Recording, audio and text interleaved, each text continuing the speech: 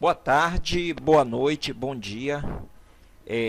Nós vamos entrar hoje na nossa última unidade, que é a unidade 2, que trata-se desse movimento chamado globalização e as suas consequências, né?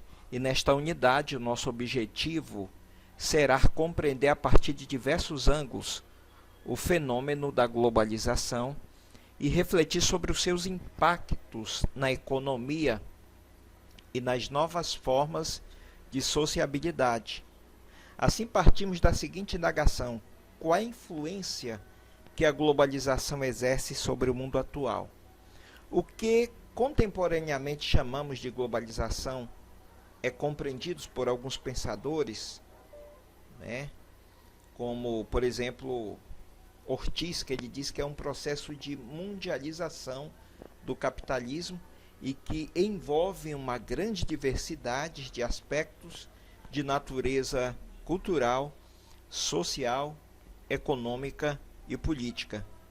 Então, o capitalismo ele passou por uma série de transformações no final do século XX, marcadas por uma liberação comercial e que levou a uma maior abertura das economias nacionais, resultando em mudanças nos processos de trabalho, nos hábitos de consumo, nas configurações geográficas e geopolíticas e nos poderes e práticas do Estado. Então, a globalização do mundo expressa um novo ciclo de expansão do capitalismo como modo de produção e ação civilizatória de alcance mundial. E no cotidiano, a globalização se manifesta da forma mais visível nas mudanças tecnológicas e nas alterações nos processos de trabalho e produção. Pois bem, vamos aqui então a apostila. Tá? Nós temos aqui, sob a perspectiva social, sob a perspectiva social, a globalização tem proporcionado fluxos migratórios em todas as direções, né? E tem possibilitado também uma tentativa de países avançados de impedir a entrada em permanência em seus territórios de povos que fogem da miséria e das guerras pelo mundo. Então, o fenômeno da globalização ele tem proporcionado fluxos migratórios, né? E nós temos visto um mundo sem fronteiras. Por exemplo, produtos que são fabricados em Taiwan, né? Por exemplo, eles são divididos, a produção desse insumo, desse mecanismo, em outras partes do mundo, certo? Uma determinada situação que acontece aqui na Bolsa de Valores do Brasil, de São Paulo, por exemplo, afeta em outras partes do mundo e vice-versa. Tá? Então, a partir desse patamar, o desenvolvimento adquire um novo impulso a partir das novas tecnologias, da criação de novos produtos e da mundialização dos mercados. Então, um dos aspectos importantes dessa globalização, ou melhor dizendo, esse novo viés de globalização, ele sai daquele modelo de organização fordista, certo? Onde as produções eram organizadas em unidades, né? Tendo a divisão do trabalho, onde cada um tinha uma função específica, e ela passa para um modelo toyotista, que é caracterizado pelo trabalho em equipe, certo? E esse trabalho de equipe é denominado como a passagem para um regime de acumulação flexível. Vamos ver algumas características desse regime de acumulação flexível, né? A flexibilidade dos processos, dos trabalhos, produtos e dos padrões de consumo, né? Há uma flexibilização, né? O que você consome hoje, né? O que você é padrão de consumo hoje, amanhã pode não ser mais, uma flexibilidade. A ampliação do setor de serviços. Hoje, dos setores que mais crescem são o setor da prestação de serviços. Níveis relativamente altos de desemprego estrutural. Quando eles falam relativamente, não significa um modelo absoluto de desemprego, mas um modelo relativo. Porque aquele emprego tradicional que a gente conhece, né, ele praticamente, à medida que o tempo passa, alguns modelos de emprego estão desaparecendo. Então, hoje, um termo que muito se usa é o termo da empregabilidade. O que é empregabilidade? É possível a gente estar desempregado, às vezes a pessoa tem um determinado emprego, mas esse novo molde, onde ele adquire novos conhecimentos, um novo know-how de conhecimento, não é? Ele pode estar aqui hoje, né? De repente esse emprego físico dele, estrutural, desaparece, mas ele vai estar em outro lugar, né?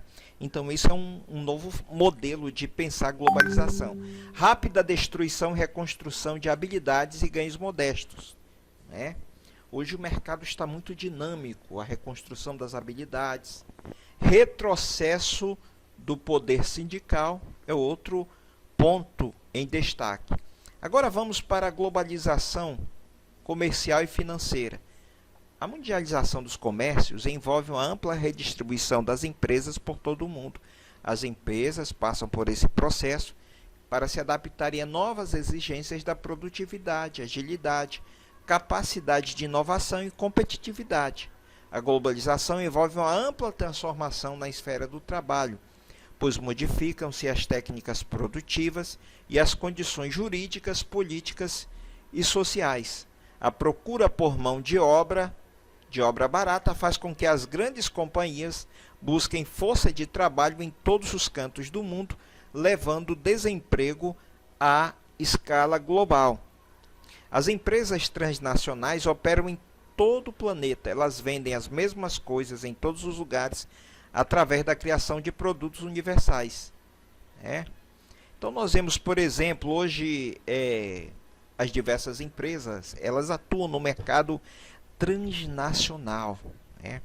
E complementando isso, por exemplo, hoje nós temos algumas empresas do ramo de stream, que são aquelas empresas como a Netflix, e também a Amazon, você pode ver dentro do catálogo daquelas programações algo assim que nós vemos um catálogo de vários países do mundo, Índia, China, Holanda, ou coisa que não havia no sistema tradicional do cinema.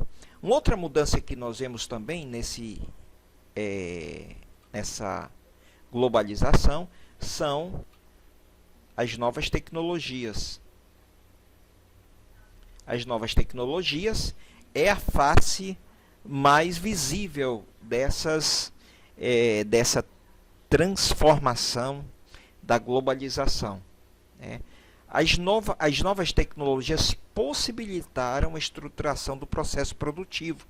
Em consequência da revolução tecnocientífica, o trabalho exige cada vez mais elevados índices de instrução e maior emprego de inteligência.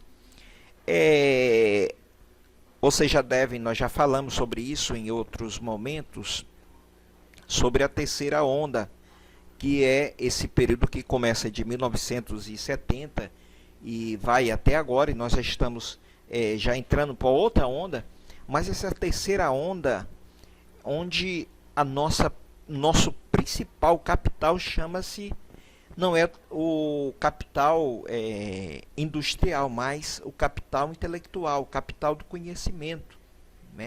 Hoje se emprega mais um capital intangível do que o tangível. Por exemplo, eu posso estar em qualquer parte do mundo. O que nós estamos fazendo hoje aqui, né? Eu estou ministrando para vocês esta aula. Vocês vão se apropriar desse conteúdo de uma maneira completamente revolucionária, coisa que há mais ou menos 10 anos podia se pensar, mas não era realidade. Hoje já é realidade.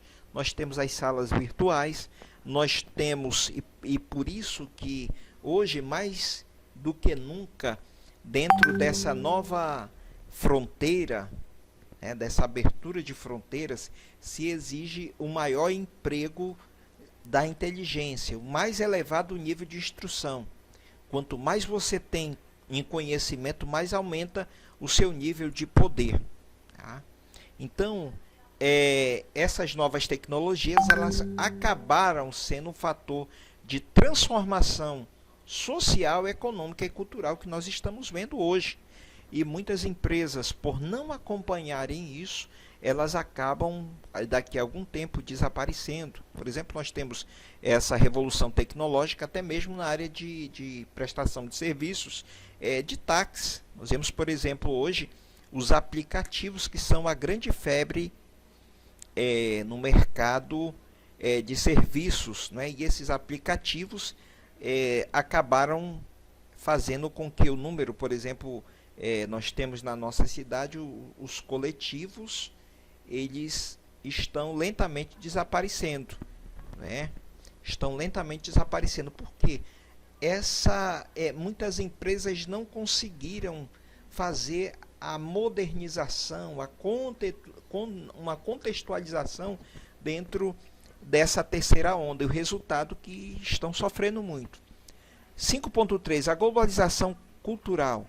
As novas tecnologias têm contribuído para que as fronteiras culturais e linguísticas começam a perder o sentido. Então, o inglês começa a ser adotado como língua oficial nos negócios internacionais. Os meios de comunicação,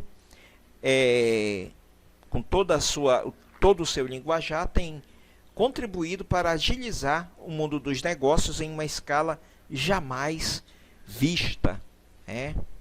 É bom diferenciar a globalização do globalismo. O globalismo é uma outra vertente, uma outra situação que é possível que futuramente nós estejamos dando uma palestra sobre isso. A globalização é essas mudanças que são consideradas positivas, essas barreiras comerciais e tecnológicas que estão caindo, né? A cultura encontra horizontes na universalização, que era local e nacional, pode se tornar mundial, né? Há um processo da homogeneização de valores, né? De hábitos e costumes, né? E isso é uma situação para uma outra aula. Ok, pessoal? Então, nós vamos deixar alguns filmes aqui para vocês assistirem depois, né? Nós temos aqui uns textos e filmes, né? O Yanni, Desafios da Globalização, né?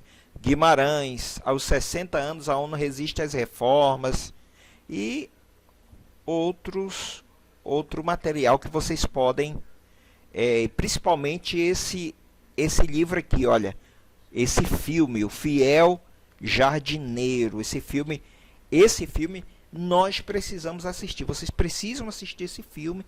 São 129 minutos, 2 horas e meia, mas é um filme interessante para que vocês possam conhecer um pouco mais a respeito do que é o globalismo e as suas consequências. Nós vamos ficando por aqui, ok? E até a nossa próxima aula, se Deus quiser.